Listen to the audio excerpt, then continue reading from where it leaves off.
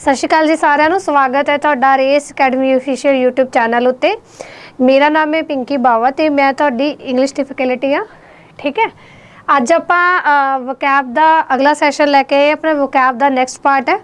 इस तरह आप डेली वकैब का सैशन लैके आया करेंगे जिहदे विच कुछ एंटोनिम सिनोनिम भी मिलिया करनगे आपां नूं, वन वर्ड सबस्टिट्यूशनस हो गए, इडियम फ्रेज, जिन्ना भी मतलब वकैब का पार्ट आ थोड़ा थोड़ा करके डेली लैके आया करांगे ताजो जो मतलब अपने आने वाले पेपर है सानू उन्हां विच थोड़ी बहुती हैल्प हो सके, साडे वर्ड उदों तक याद हो जाए। देखो वकैब इहो जी चीज़ है जिन्हों सानू डेली बेसिस ते करना पैंदा। ये तो है नहीं अज पढ़ ली कल सानू आ जूगी, नहीं तो इनू सी रोज़ दी रोज़ प्रैक्टिस करांगे। सो चलते हैं अज आप अपने पहले क्वेश्चन ते।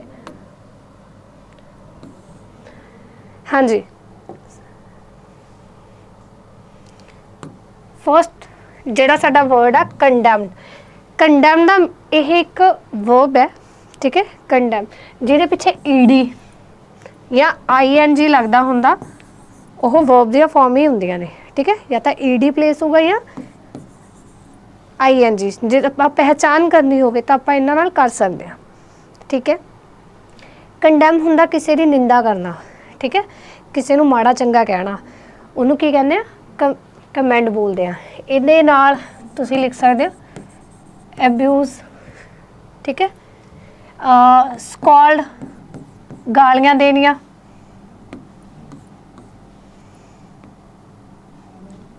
रिब्यूक, ये सारे ये सिनोनिम्स ने, ठीक है।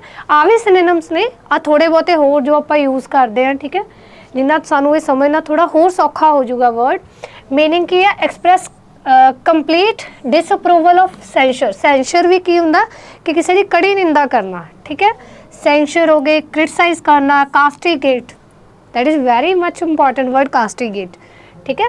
पेपर च सानू इहो जे वर्ड ज़्यादा देखने को मिलते हैं क्योंकि आ तो असीं इन्हां नाल फैमिलीयर हुंदे आ, ठीक है।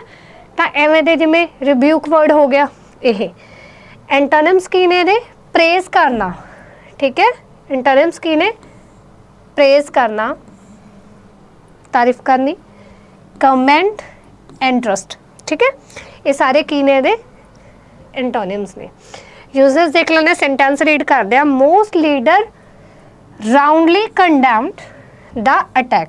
ज़्यादातर जिहड़े लीडर ने उन्होंने यह अटैक की कड़ी निंदा की। आप कहते कड़े शब्दों के विच निंदा करनी, उन्होंने कहना कंडैम्ड, ठीक है। समझ लगी थोड़ा इस वर्ड की।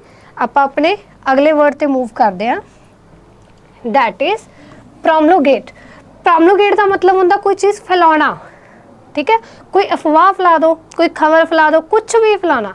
फैलन नूं कम्युनिकेट करना भी कह दिंदे आ, ठीक है। स्प्रैड करना, ठीक। देखो पब्लिसाइज करना मतलब जो चीज़ असीं पब्लिक के सामने लै आने, ठीक है। स्प्रैड, कम्युनिकेट यानी कि आप छुपाते नहीं, उसनूं एक्सप्रैस करते हैं सब दे सामने। देखो प्रमोट और मेक वाइडली नोन। एंटोनिम्स देखते हैं कि एब्रोगेट, ठीक है। मतलब की है एब्रोगेट, वैसे बेसिक का मतलब होंदा भी ब्रेक करना, तोड़ना, जब आप कोई रूल नूं एब्रोगेट करता है ना। कलैक्ट करना, कंसील करना। देखो स्प्रैड फैलाना, उल्टा की होगा इकट्ठा करना, कलैक्ट करना, अकमुलेट भी हो सकता, कंसील करना छुपाना किसी चीज़ नूं, ठीक है। इसी प्रोमलोगेट दे एंटोनिम हुण इहदे यूसेस देखते हैं। These objective have to be promulgate within the organisation. जिहड़े ये ऑब्जेक्टिव्स ने ये ऑर्गेनाइजेशन दे अंदर ही फैलने चाहिए, मतलब बाहर नहीं जाने चाहिए, ठीक है। वर्ड समझ लग गया। नैक्सट पे मूव करते हैं। स्टिग्मा। स्टिग्मा का मतलब होंदा कोई स्टेन। स्टेन की होंदा दाग धब्बा, स्ट्रेन, ठीक है। स्ट्रेन कहने या कोई मार्क कह दो, धब्बा, ठीक। मीनिंग की है ना a mark of disgrace. Disgrace होंदा कि अपनी जो एक रेपूटेशन बनी होंदी उत्ते कोई दाग धब्बा लगना है ना, यानी कि कह लो कि अपनी रेपूटेशन का डाउन हो जाना किसी भी रीजन करके, associate with the particular circumstances, किसी पर्टिकुलर सर्कमस्टांसिस नाल हुंदे आ। ਜਾਂ ਕੁਆਲਿਟੀ ਦੇ ਨਾਲ ਜਾਂ ਪਰਸਨ ਦੇ ਨਾਲ। ਮੰਨ ਲਓ ਕਿ ਮੇਰੀ ਸ਼ॉप है, मैं उत्थे कह रही हाँ कि हाँ जी साडे प्रोडक्ट बहुत अच्छे क्वालिटी दे, एक कस्टमर आया, उन्होंने जो मैं उन्होंने प्रोडक्ट दिते सी वो खराब निकल गए, तो उस टाइम ਇਹੋ ਜਿਹੇ ਸਰਕਮਸਟੈਂਸਿਸ बन गए कि जो मेरी रेपूटेशनस है ਉਹਦੇ ਉੱਤੇ ਇੱਕ ਧੱਬਾ ਲੱਗ ਗਿਆ। ठीक, सिनोनिम्स देखते हैं की है, शेम, शेम फील होंगी है, डिसग्रेस, ठीक है, डिसऑनर, सिमिलर वर्ड ने। एंटोनियम देखो इन्हों दे, ऑनर करना या क्रेडिट देना, इज्जत करनी किसी की एक तरह नाल, ये दाग लग गया। ठीक है, क्रेडिट देना मतलब किसी को प्राउड फील करवाना, प्राउड फील करवाने वाली, जिवें आपां कह नहीं दिंदे कि काम ये मैं किया क्रेडिट तू लै गया या तुसी लै गए। ठीक है, वो क्रेडिट हुंदा, यानी कि उहदे रिमार्क तुसी लै गए। The stigma of having gone to prison will always be with me. ये जिहड़ा जेल जान दा मतलब भी मैं एक बार जो जेल गया तो वो सारी उम्र का मेरे रैपूटेशन के उत्ते एक तरह का स्टिग्मा आ, एक तरह की स्टेन है। ठीक है, स्टेन वर्ड तो तुसीं बहुत बार सुनिया हो, आपां कपड़िਆਂ उत्ते जिस तरह लग जाते आपां उन्होंने वॉश करके उन्होंने स्टेन नूं दूर करते हैं। ठीक है, धब्बा। हाँ जी, वर्ड तो समझ लग रहा। एक तुसी रेस अकैडमी की जिहड़ी एप्लीकेशन आ वो जरूर डाउनलोड कर लैनी आ।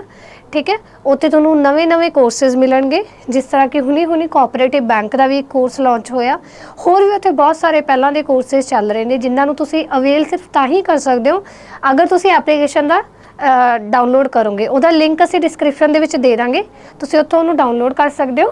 ठीक है, तो अज दे अगले क्वेश्चन ते चलदे आपां। कंप्लायंस, कंप्लायंस मतलब की हुंदा, ये सॉल्व ही किया पिया थोड़ा।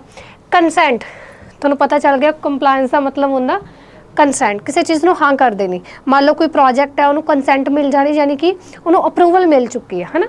एक इहदे नाल मिलदा जुलदा वर्ड ही है रैटिफाई करना, बट वो ऑफिशियली वैलिड हुंदा रैटिफाई करना। ठीक है, मीनिंग देख लो, एक्सैसिव एक्विसेंस। ठीक है, एक्विसेंस का मतलब भी कंसेंट ही हुंदा। एग्रीमेंट, हाँ करना, एसेंट देना नहीं, एसेंट वर्ड तो तुसीं पॉलिटी दे विच बहुत पढ़िया होना। कंसेंट भी, रिजैक्शन हुंदा मना कर देना, ऑपोजिट है ना, रिजैक्ट कर देना, वो सारे ये की होणगे ऑपोजिट वर्ड हो जाएंगे। रिजैक्ट कर देना, रिवोक कर देना।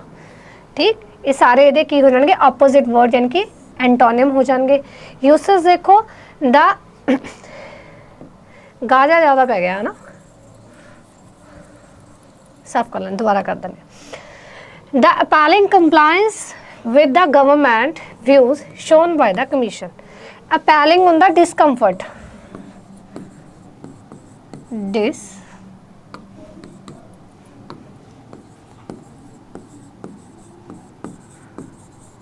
हॉरिफिक भी लिख सकते हैं। ये जिहड़ा मैं पिछली सैशन करवाया सी वोकैब दा, उहदे विच अपैलिंग वर्ड आपां यूज़ किया होया, इहनूं पैनिक भी कह सकते हैं। एह जी सिचुएशन जिथे आप कंफर्टेबल नहीं होंगे, बेसिकली मतलब कमीशन ने हाँ तो करती, जो भी डिसीजन लिया उन्होंने एक तरह की बिना जिवें अपना कहते मन नहीं मनता होंदा, उस तरीके दे नाल उन्होंने कमीशन कंसेंट दिती, गवर्नमेंट नूं, सॉरी। ठीक है, चलते अपने अगले वर्ड के उत्ते।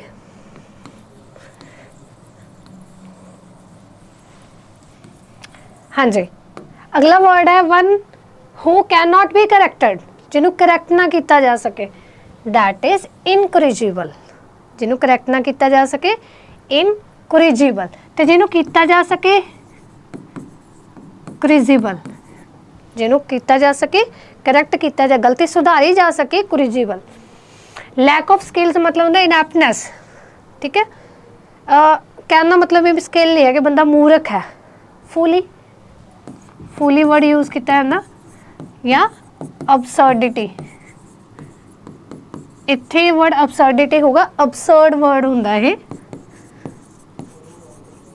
जिहड़ा कि बहुत ही ज़्यादा पेपरां दे विच पुछया जांदा। अबसर्ड दा मीनिंग हुंदा मूर्ख। ठीक है, मूर्खता करनी। अगले क्वेश्चन ते चल रहे हैं।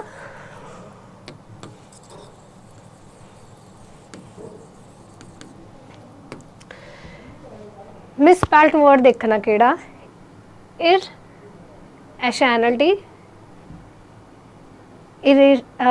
irrationalities या ए वाला या ए वाला केड़ा वर्ड है इर केड़े वर्ड तो मिला के बनता आई आर इर रैशनैलिटी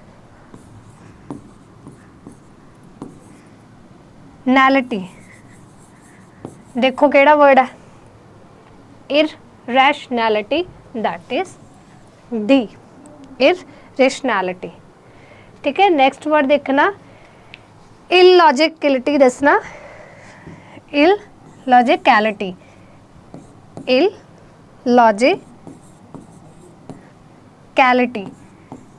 कैलिटी आप बना के देख सकते हैं आप इन्हां वर्ड दे विचों दसना कि केड़ा सही है ill I L ill logic LOGIC logic तो पता है कैलिटी का मतलब सी ना ऐड कर लें कैलिटी ठीक है।